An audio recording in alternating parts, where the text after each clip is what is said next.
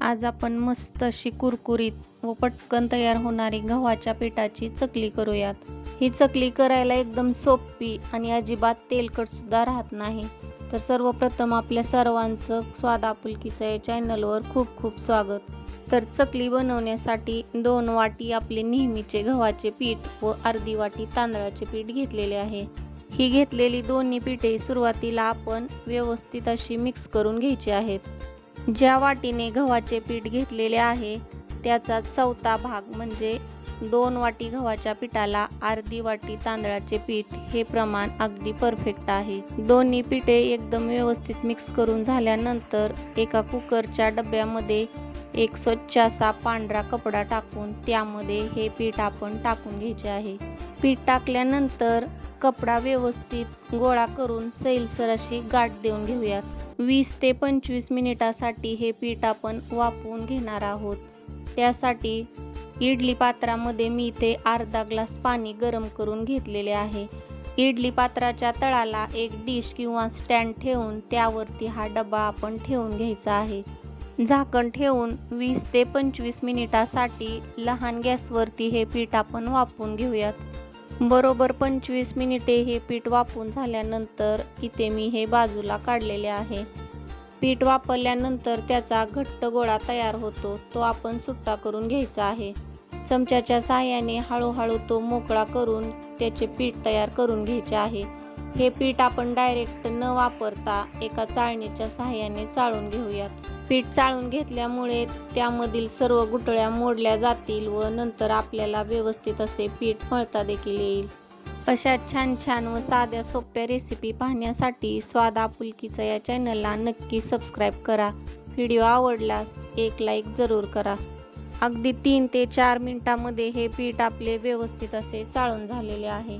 नंतर यामध्ये आपण 1 चमचा ओवा, 2 ते 3 चमचे पांढरे तीळ टाकून घेणार आहोत। तीळ शक्यतो पांढरेच वापरा, काळे तीळ वापरू नका, नाहीतर ते चकलीवर उमटले जातात।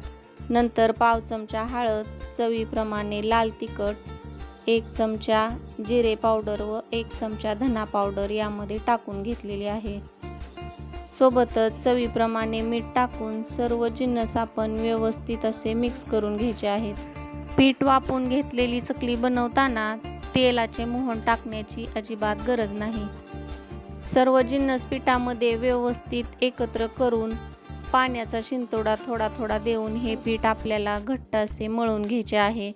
हे पीठ मळताना पीठ थोडे कोमटच असावे। जर पीठ थंड झाले तर पाणी थोडे कोमट करून घ्या। पीठ कोमट असेल तर पाणी कोमट करण्याची अजिबात गरज नाही। हे व्यवस्थित असे पीठ घट्ट मळून झाल्यानंतर भिजत ठेवण्याची देखील गरज नाही, लगेच आपण याच्या चकल्या करून घ्यायच्या आहेत। चकलीच्या सोऱ्यामध्ये पीठ भरून आपण याची व्यवस्थित अशी चकली तयार करून घेऊ।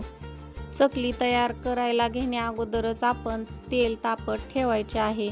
आपल्याला हव्या त्या आकारामध्ये चकल्या बनवून घ्यायच्या आहेत। चकल्या बनवताना पीठ घट्टच ठेवा, म्हणजे चकलीला काटे एकदम छान येतात। चकली करून झाल्यानंतर पुढील चकलीची बाजू व्यवस्थित अशी बोटाच्या साहाय्याने दाबून घ्या, म्हणजे चकली तळताना तेलात अजिबात सुटणार नाही।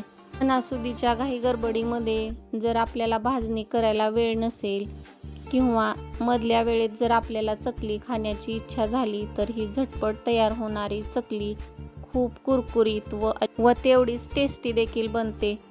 गरम तेलामध्ये आपण चकल्या सोडून व्यवस्थित अशा लहान गॅसवरती तळून घ्यायच्या आहेत।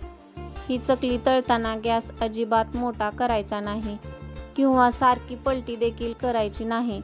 लहान गॅसवरती 4 ते 5 मिनिटांमध्ये ही चकली व्यवस्थित अशी आपल्याला तळून घ्यायची आहे। चकली तळल्यानंतर तळाला जाऊन बसते। तळाला चकली गेल्यानंतरच आपण ही चकली बाजूला काढून घ्यायची आहे। तर या पद्धतीने मी दुसरी बॅच देखील चकलीची तळून घेतलेली आहे। चकली तळताना कढईमध्ये चकलीची गर्दी खूप करायची नाही, नाहीतर चकली विरघळायला सुरुवात होते। तर अगदी कमी वेळेमध्ये तयार होणारी ही चकली या गौरी गणपतीसाठी नक्की करून पहा। गौरी गणपतीच्या सणामध्ये भाजणी करण्यासाठी आपल्याला वेळ नसतो, तर झटपट तयार होणारी ही चकली आवडल्यास व्हिडिओला लाईक नक्की करा. पुन्हा भेटू, तोपर्यंत धन्यवाद.